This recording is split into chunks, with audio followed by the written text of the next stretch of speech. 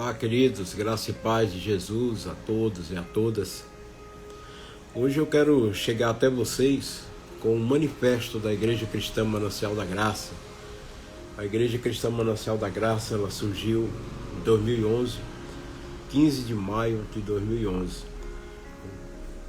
A antiga igreja que nós estávamos, ela desvinculou do Evangelho, ela se tornou uma igreja liberal, uma igreja em que fugiu dos princípios cristãos, e a igreja toda foi reunida no domingo à noite e decidiu começar uma nova etapa da vida, permanecer no Evangelho. Assim que nasceu a Igreja Cristã Manancial da Graça, né? E assim estamos há 15 anos. A Igreja Cristã Manancial da Graça, ela procurou o equilíbrio. Ela já percebeu todos os extremos que existem e tirou esses extremos. É como uma carne, né, que você vai comprar e tira todas aquelas partes que não há utilidade, que só danifica, prejudica, e utiliza só o filé, como diz o ditado, né?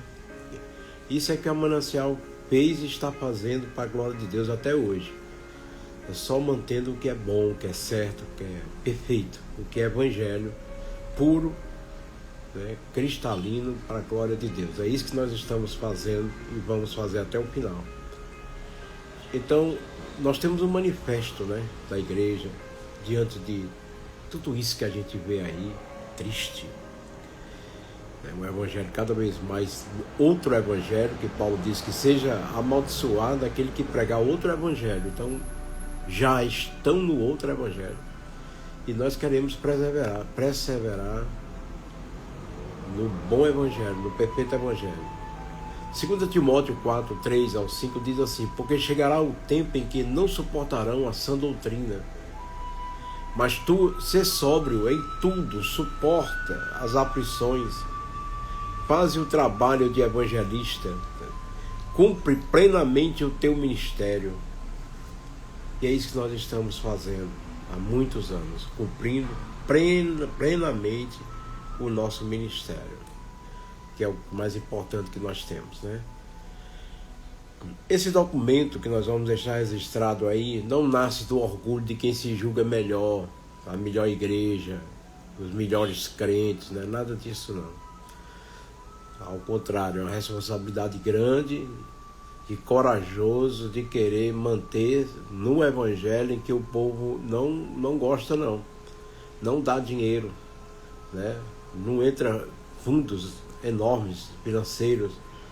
Até nós somos corajosos em manter esse evangelho puro, onde a base, o centro é Jesus e não atrações cheias de marketing, né, do homem para poder angariar dinheiro e crescer, né, ficar bem de vida.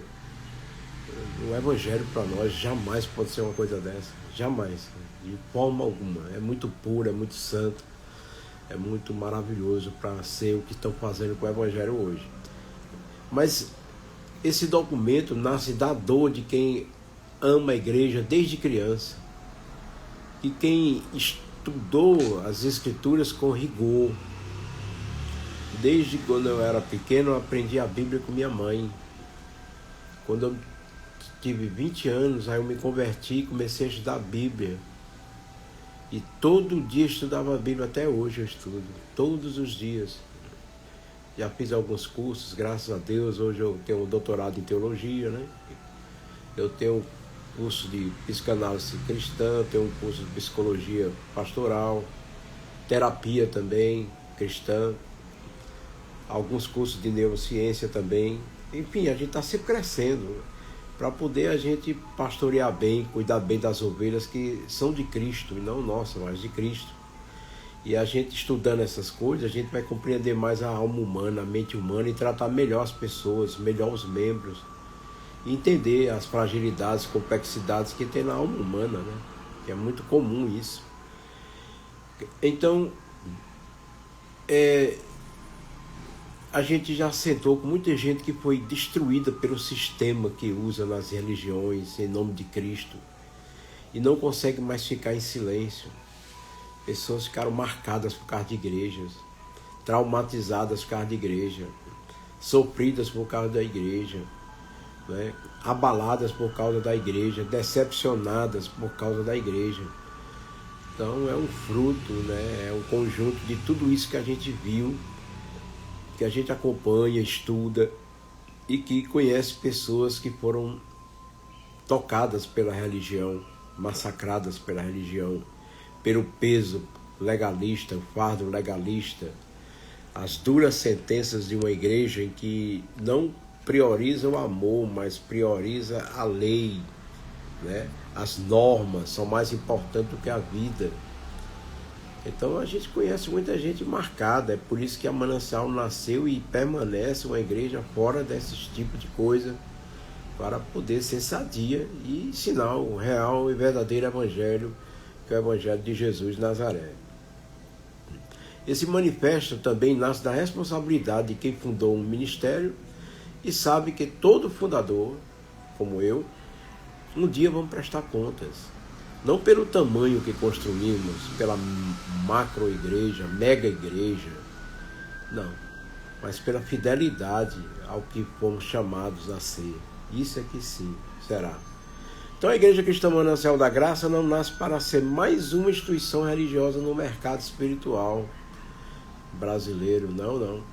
Nasce como resposta deliberada, fundamentada e irrevogável a um conjunto de distorções que estão destruindo pessoas em nome de Deus, e que este ministério, Manancial da Graça, Igreja Cristã Manancial da Graça, enquanto existir, se recusa a praticar, se recusa a tolerar, ou se recusa a silenciar.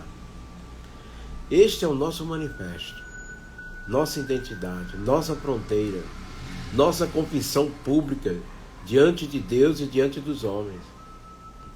Então vamos dar o que está acontecendo com a igreja. O templo, infelizmente, virou um mercado, de novo.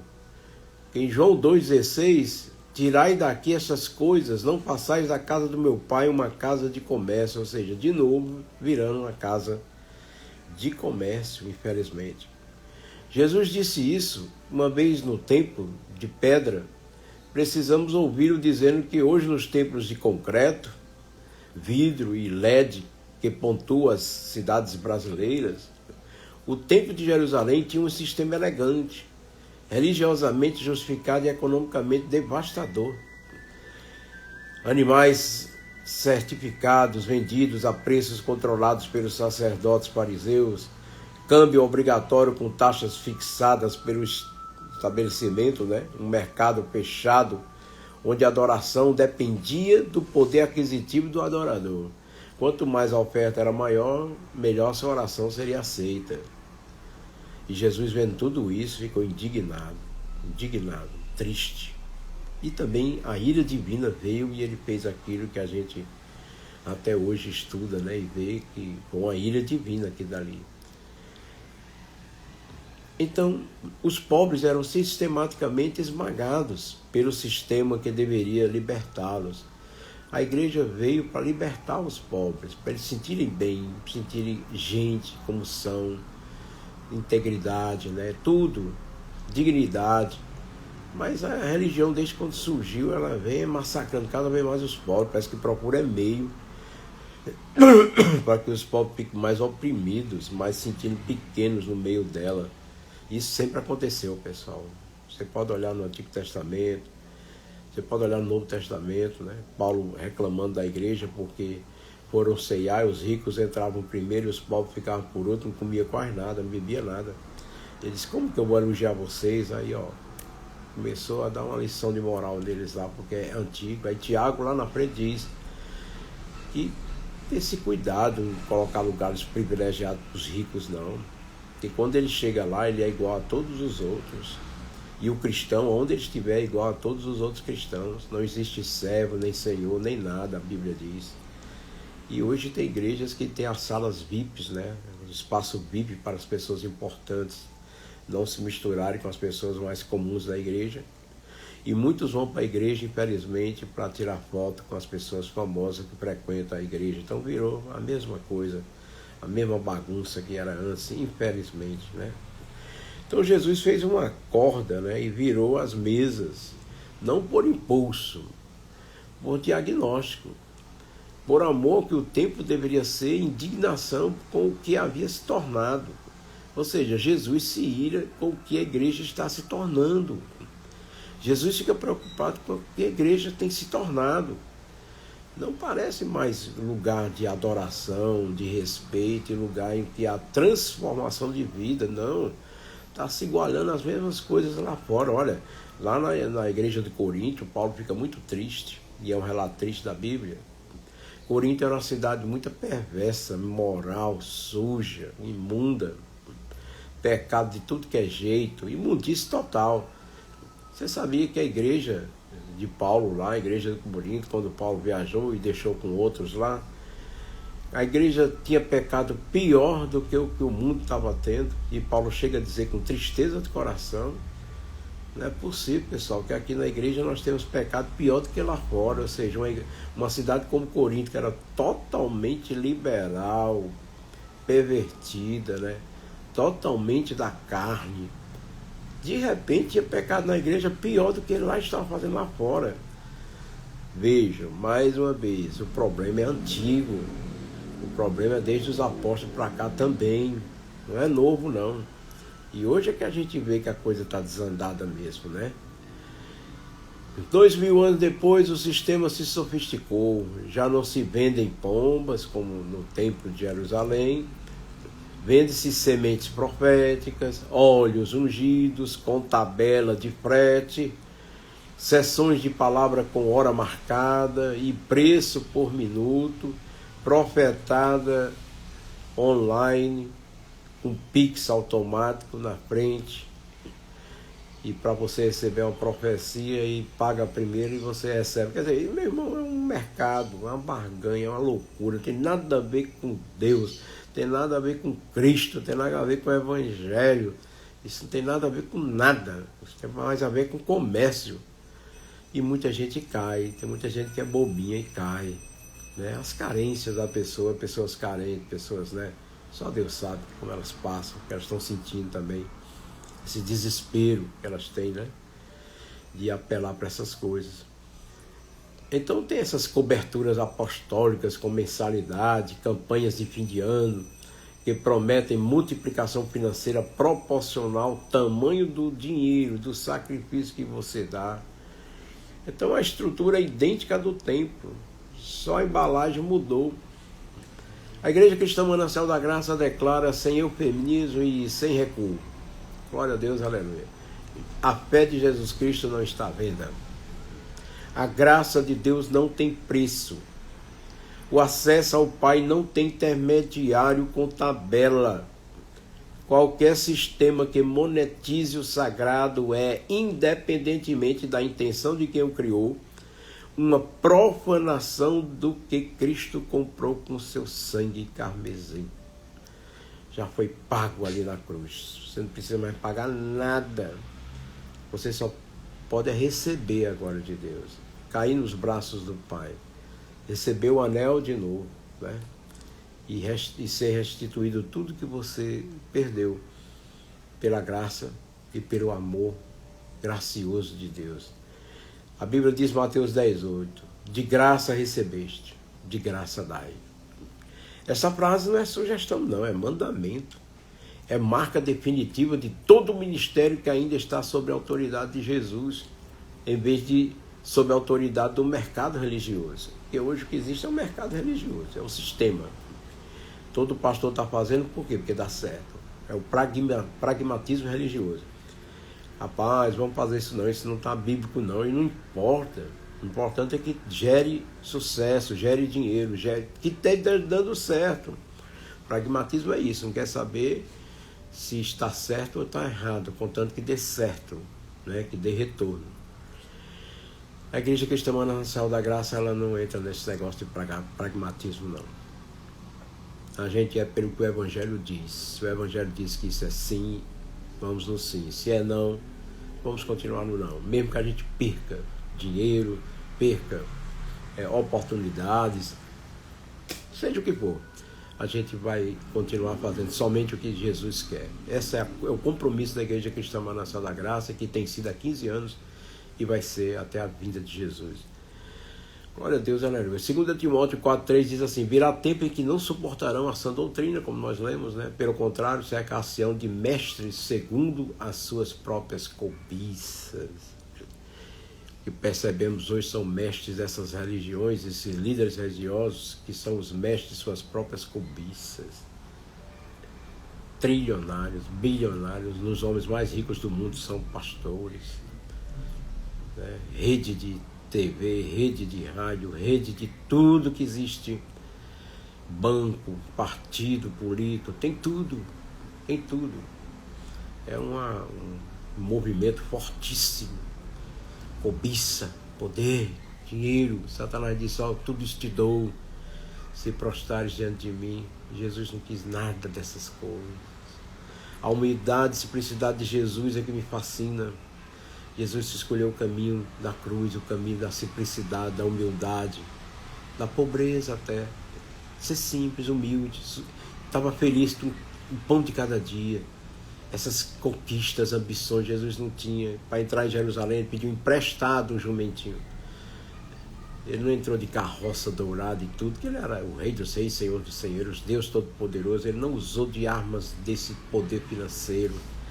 Essa arma que o povo tanto gosta, né? De dinheiro, dinheiro, poder, poder. Jesus disse: ó, eu venho para o mundo fora desse sistema. Eu estou fora desse sistema. E ele ainda diz mais: quem ama o dinheiro, né? É a raiz de todos os males. Cuidado, cuidado, cuidado. E ele disse mais: olha, o dinheiro é tão forte que é um Deus. O nome dele é Mamon. Toma cuidado, ele vai te estragando, sabe? Você que vive uma vida só pensando no ter, no possuir, em ser assim, essas coisas. O mais importante é ser do que ter, está lá em Mateus 5, que é as bem-aventuranças. Bem-aventurados são aqueles, né? Aí depois é que eles vão ter alguma coisa. Então, queridos, há uma versão do Evangelho circulando em larga escala no Brasil que é tecnicamente uma fraude. Não porque negue os fatos básicos da fé cristã. Geralmente tem muitas coisas que até afirmam. Mas porque sistematicamente omite tudo que desconforta. Confronta e demanda transformação real.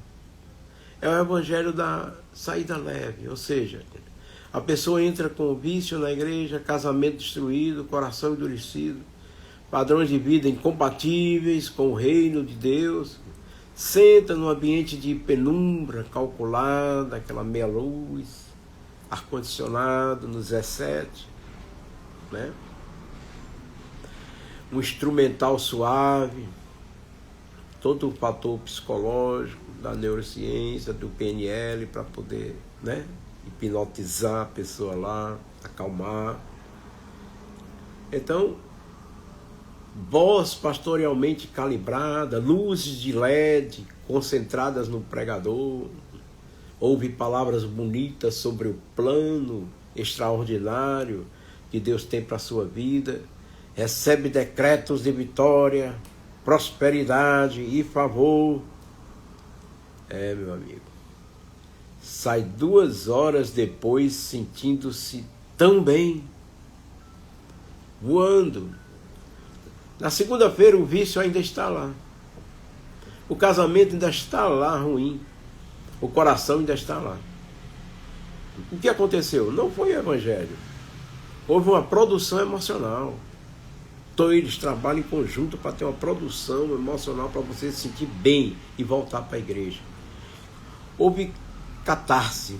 Houve alívio temporário que o cérebro resista como experiência espiritual. Por quê? Porque os mecanismos neurológicos de ambos se parecem superficialmente. Tudo uma técnica. O evangelho bíblico produz convicção antes de produzir conforto. A primeira coisa que o evangelho faz é o cair em si, arrependimento, convicção que eu estou errado, que eu preciso mudar, que eu não posso continuar com aquela vida que eu estou tendo. Tem que mudar, tem que haver mudança, tem que haver transformação, metanoia, mudança de mente, nascimento novo, nascer de novo, negar a si mesmo, pegar a cruz e seguir a Jesus. Tudo isso é um contexto, né? Pedro pregou e no Pentecoste a multidão foi compungida no coração perfurada, espetada. A palavra grega, né, descreve uma dor aguda de consciência, não de bem-estar, mas sim de necessidade urgente de salvação. A pergunta que o Evangelho legítimo produz não é que semana boa que eu vou ter, recebi, o pastor disse que eu profetizo que essa semana vai ser semana de bênção, eu profetizo, eu declaro que vai ser assim assado, eu declaro, eu declaro, profetizo, declaro, tudo isso aí, irmãos, é mentira. Não provém de Deus, não. Tudo isso é jogo, manipulação. Não é assim, não. As coisas não são assim mágicas, não. Para que você tenha paz na vida, aprovação de Deus na vida, é ser obediente a Deus, se arrepender dos seus pecados, ser obediente e seguir a palavra. Pronto, o segredo só é isso, mais nada. Aí quer dizer que vai acontecer tudo de bom? Não. Não quer dizer isso, não. No mundo tereis aflições, mas tem bom ânimo, eu venci o mundo. Mas o que é que eu vou ter? A paz que excede todo entendimento. A paz que o mundo não tem, eu vou ter. Mas não quer dizer que eu vou estar isento de problemas, não. Né? A minha semana vai ser blindada. Quem disse? Só Deus sabe, ninguém sabe. Né? Agora, uma coisa a gente sabe: Deus vai estar conosco em todo o processo da vida da gente. O Senhor é meu pastor e nada me faltará. Ele tanto vai estar comigo nos pastos verdejantes, refrigerando minha alma, como Ele vai estar no vale da sombra da morte. Em todo o tempo o Senhor está comigo. Amém, querido? É uma cabeça feita. Isso sim é o Evangelho pregado, real, que a Igreja Cristã Manancial da Graça faz. Seus pastores fazem isso. Glória a Deus, aleluia. Então, o médico, o bom médico, ele não diz só o que o paciente quer ouvir, não. Ele diz a verdade, nua e crua. Então, médico que não diz a verdade porque quer ser gentil, né? Que é que o cara diz, que médico legal, vou ficar sempre com ele, como essas igrejas fazem. É perigoso, é mortal. Então a Igreja Cristã Manancial da Graça, ela compromete-se a pregar o Evangelho completo, ou seja, graça plena e demanda real, justificação pela fé e chamada ao arrependimento, amor incondicional de Deus e santidade como estilo de vida.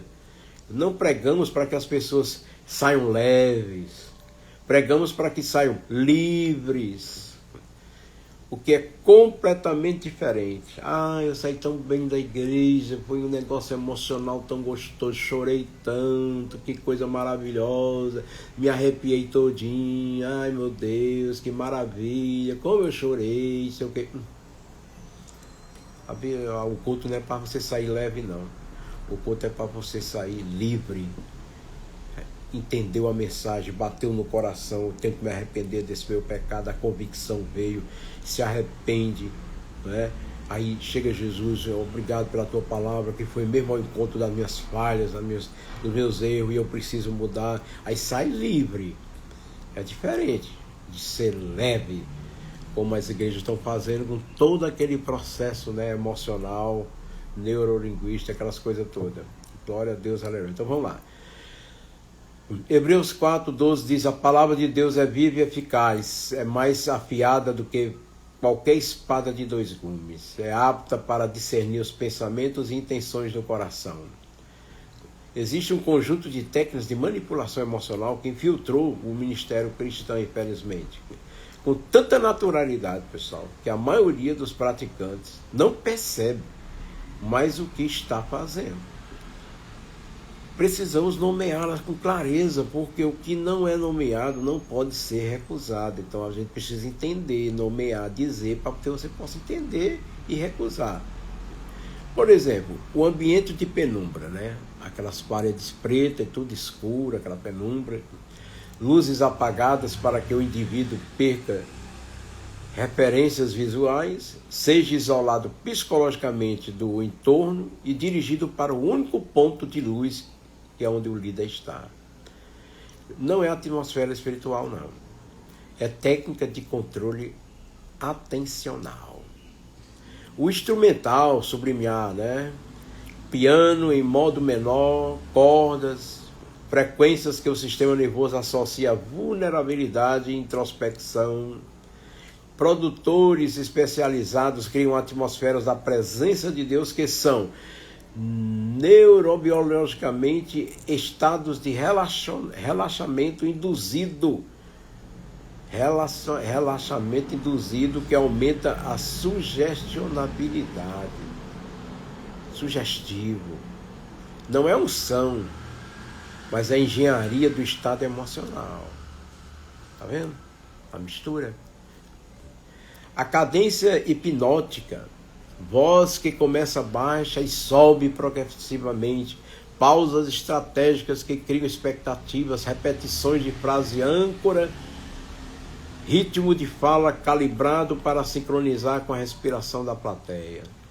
São técnicas de rapport que hipnólogos, terapeutas e negociadores usam conscientemente, sabendo o que estão fazendo. No púlpito, geralmente são usados inconscientemente, aprendidas por imitação de líderes admirados. Aí tem também o espelhamento de necessidades.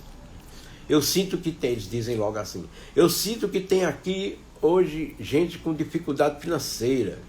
Eu sinto que tem pessoas aqui com dor no corpo. Eu sinto que tem pessoas aqui com relacionamento em crise. Olha, pessoal, estatisticamente, numa plateia de 1.000 pessoas, 5.000 pessoas, 4.000 pessoas, geralmente igrejas grandes, né? Haverá sempre alguém em cada situação. Comum, normal. Quando essa pessoa ouve, sente que foi vista pelo Espírito Santo. Deus falou comigo. Deus, olha, Deus, né? É só jogo do cara. É confirmação de autoridade profética. É tecnicamente generalização probabilista apresentada como revelação sobrenatural, mas não tem nada a ver com sobrenatural. São técnicas. Tem também a questão do clímax emocional calculado, né? A mensagem construída como arco dramático, que é resolução emocional no final, frequentemente na volta ao louvor, onde as pessoas choram, levantam as mãos e vivem uma cartaz que o cérebro registra como experiência espiritual profunda. O cérebro acha que é uma experiência espiritual, mas ali é só uma jogada, resolução emocional. Como pastor, fundador da Igreja Cristã Manancial da Graça, nenhuma dessas técnicas que a gente considera que sejam satânicas, nós não vamos usar jamais na Igreja Cristã Manancial da Graça. O problema delas é quando se tornam substitutas do Evangelho, em vez de servas do Evangelho. Quando a experiência emocional produzida pela técnica é confundida pela transformação produzida pelo Espírito, quando o pregador e a plateia não conseguem mais distinguir entre os dois, aí o problema já está feito. Ora, John Wesley, grande avivalista da Inglaterra, pregava ao ar livre para mineiros com rostos sujos de carvão, sem som, sem iluminação controlada. Spurgeon, por exemplo, o príncipe da pregação, pregava sem microfone para mais 6.000 pessoas. A presença do Espírito Santo não precisa de infraestrutura de 10 milhões de reais para operar, querido. A Igreja Cristã Manancial da Graça recusa a engenharia emocional como substituta da pregação genuína, da pureza do Espírito Santo. Quem convence é o Espírito Santo de Deus e não técnicas. As técnicas convencem de forma enganosa, porque no instante é vulnerável, mas o convencimento do Espírito Santo é para sempre, porque vem de Deus, do Espírito de Deus. Usamos recursos de comunicação para servir a mensagem. O que nós usamos é apenas para servir a mensagem, nunca para manipular a resposta. Quando alguém chora aqui na igreja, queremos que seja porque o Espírito Santo realmente tocou. Não porque o engenheiro de som abaixou as luzes na hora certa, botou um ponto musical sensacional, o louvor com as vozes lindas, tocadores extraordinários, fizeram uma junção de coisa que deu aquele climinha, sabe, emotivo. Ai, ai, ui, ui, aquela porra toda. Não precisa. É nua e crua. A mensagem tem que ser passada. Outra coisa, a pirâmide com cruz no topo, né? Marcos 10, 42, 45 diz: sabeis que os que são tidos como príncipes dos gentios dominam, mas entre vós não é assim. Antes, qualquer que quiser ser grande entre vós será vosso servidor. Essas igrejas têm um negócio que é um modelo em células, grupos pequenos também, redes de crescimento. Isso não é heresia, isso é legal.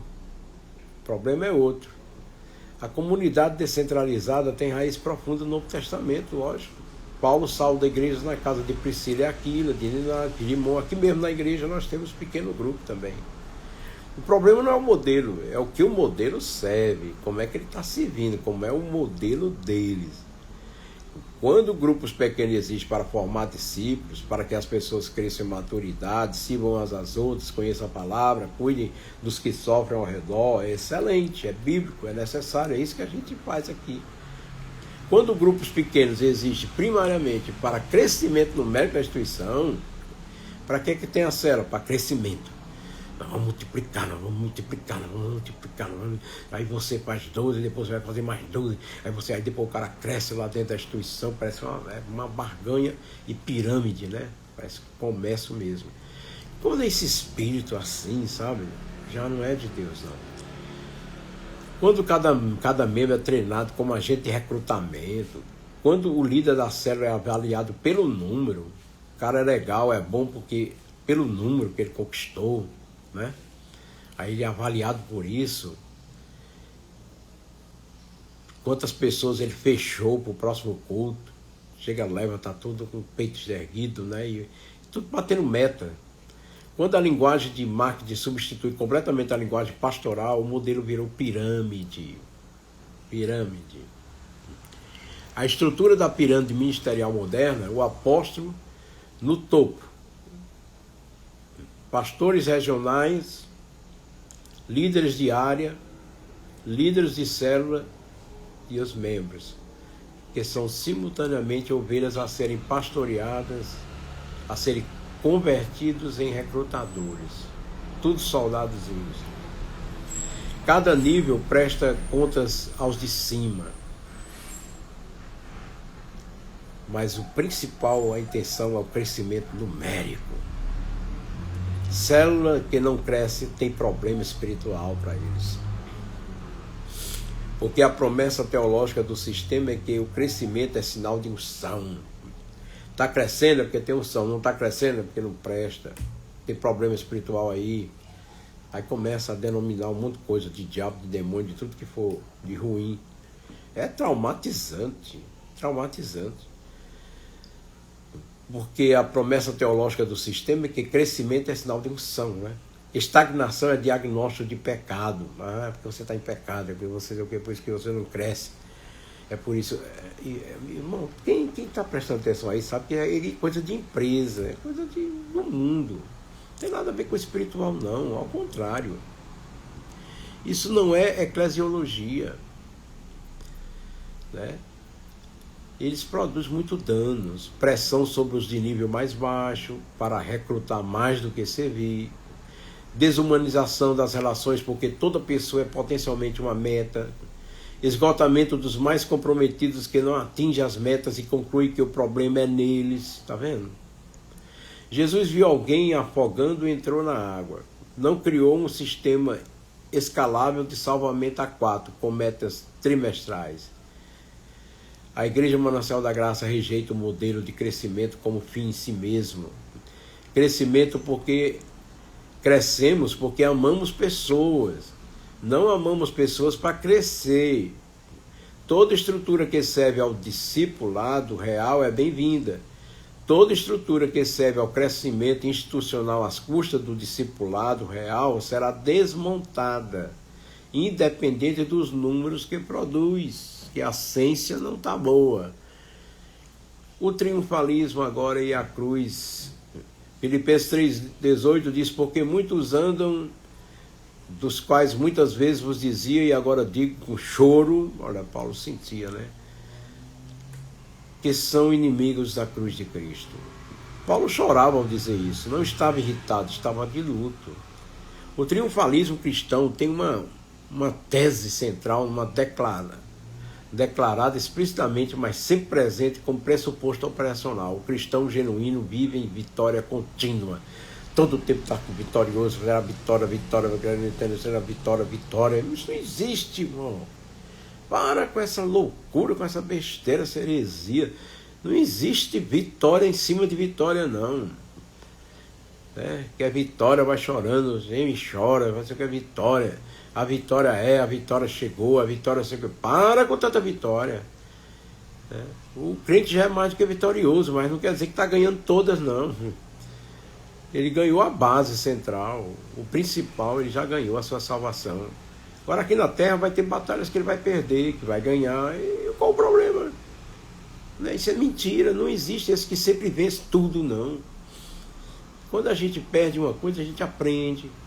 Entendeu? Ganhamos de outra forma, né? Mas essa ilusão de que você só vai ter vitória, nesse sentido que eu estou falando, né? Como eles dizem, isso não existe, é mentira. Isso dá um bloqueio na cabeça da pessoa. Vou te contar, viu? Então, o problema são temporários, né? Derrota prolongada é sinal de falha espiritual para eles. A vida cristã normal é de ascensão progressiva em todas as áreas, financeira, física, relacional, ministerial. É uma teologia que funciona enquanto tudo vai bem. Então é falsa. É uma teologia que destrói pessoas quando tudo vai mal. Tudo vai bem? Está lá em cima. Tudo vai mal? Aí acaba de derrubar você. Porque está em pecado. Porque os amigos de Ló, né? Os amigos de Jó. Ele está assim porque você pecou, não foi? É porque você, sabe? Não, o Jó está assim com Deus. Não tem nada a ver. Porque confundem. É uma teologia que funciona enquanto tudo vai bem, né? E é uma teologia que destrói pessoas quando tudo vai mal. Paulo escreve suas cartas mais profundas na prisão. Olha aí, Paulo estava na prisão para ser morto. As melhores cartas que ele escreveu foi na prisão, preso. Pedro é crucificado de cabeça para baixo. Estevão é apedrejado enquanto vê o céu aberto e perdoa quem o mata. João Batista, de quem Jesus disse que não tem nascido um homem maior nessa vida, dos filhos das mulheres, tem sua cabeça servida num prato como entretenimento de festa. Jó perde tudo que tinha antes de recuperar tudo. O Salmo 88 termina no escuro sem resolução. Então o triunfalismo apaga esses textos, trata como exceções de outra dispensação que não se aplica ao crente que está na aliança correta, que entende as promessas, que tem autoridade espiritual suficiente. Não, ensina errado. A cruz não é isso, a cruz é diferente. A cruz não é o ponto baixo antes do triunfo, é o método permanente de Deus, é o caminho que Jesus percorreu e chamou seus seguidores a percorrer. Se alguém quer vir após mim, negue-se a si mesmo, tome a sua cruz e siga-me. Lucas capítulo 9, versículo 23. Então o triunfalismo usa a cruz como ponto de partida da salvação e abandona completamente na teologia da vida cotidiana. Você foi salvo pela cruz, mas agora vive pela vitória, pelo decreto, pela autoridade, pela prosperidade da aliança. A cruz virou logotipo, cenário de foto, argumento de autoridades para silenciar quem pergunta. Ei, amigão, uma coisa que enlutados que não conseguem chorar, porque quem tem alegria no Senhor não fica assim. Sobreviventes de trauma que nunca processam o que viveram, porque quem está em Cristo é nova criatura. Pessoas que são abusadas dentro de igreja, forçadas a crer em algo que não é, que são cobradas a ser. Isso é terrível. Essa carta depois nós vamos colocar como um documento, porque são vários, né, partes dele, e a gente vai deixar para falar depois, para não ficar tão cansativo, né? Numa próxima live, tá bom? Então é por aí que vocês vão entendendo como é que funcionamos, como é que pensamos, como é que é o Evangelho.